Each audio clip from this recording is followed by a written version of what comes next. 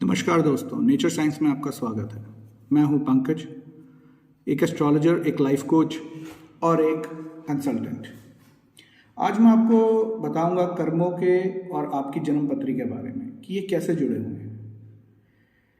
इस पृथ्वी पे जो भी चीज़ है वो ग्रहों से प्रभावित है, यहाँ तक कि हमारे रिश्ते भी।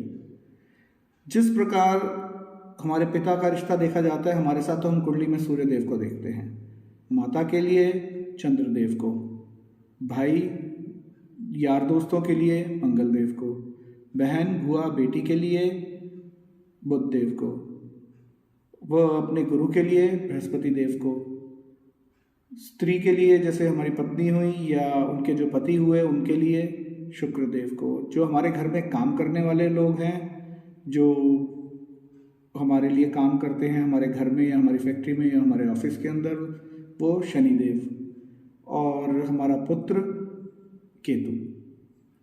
तो इन सभी को देखते हुए हम जन्मपत्री के अंदर अगर हम देखते हैं कि कौन सा ग्रह कहाँ बैठा है और किस स्थिति में है, उससे ये पता लग जाता है कि पिछले जन्म के हमारे कर्म जो थे वो किस प्रकार के थे।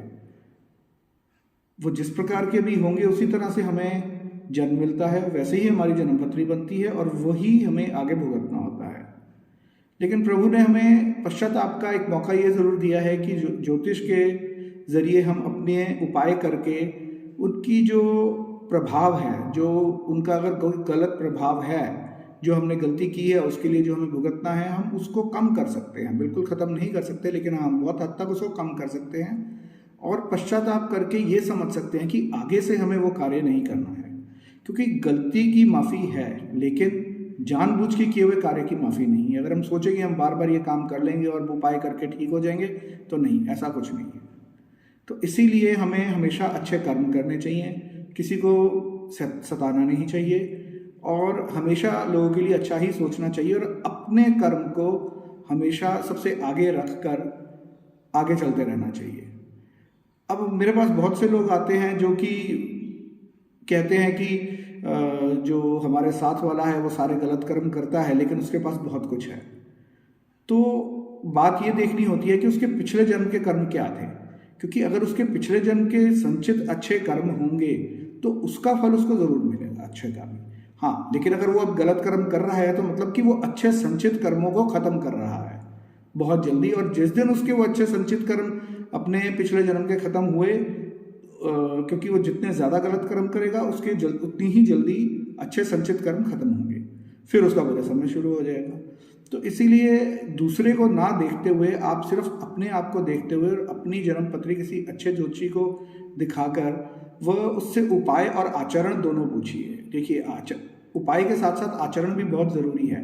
अगर आप उपाय के साथ आचरण नहीं फॉलो करेंगे तो वो आपको पूरा असर नहीं देगा। जिस प्रकार से अगर आपको ज़ुकाम है और डॉक्टर आपको दवाई दे देता है ज़ुकाम की, और आप साथ में ठंडा पानी पीते रहेंगे और आइसक्रीम खाते रहेंगे, तो वो ज़ुकाम ठीक नहीं होगा। उसी प्रकार से ज्योतिष के अंदर भी जब उपाय दिए जाते हैं चीज़ को ठीक करने के लिए, आपके प्रॉब्लम्स को ठीक करने के लिए, तो उसके साथ साथ में आचरण भी बताया जाता है कि क्या आचरण आपको अपना रखना है। तो दोस्तों, मैं सोचता हूँ कि आपको इस इन्फॉर्मेशन से काफ़ी फ़ायदा हुआ होगा, और अगर आप चाहते हैं किसी और विषय पे मैं कुछ बात करूँ और आपको कुछ बताऊँ, तो प्लीज़ आप मेरे कमेंट के बॉक्स के अंदर अपने कमेंट छोड़िए कि आपके किस बात पर आप मेरे से कुछ इन्फॉर्मेशन लेना चाहेंगे। I will be more than happy to give. और आपका बहुत बहुत धन्यवाद and take care. Thank you.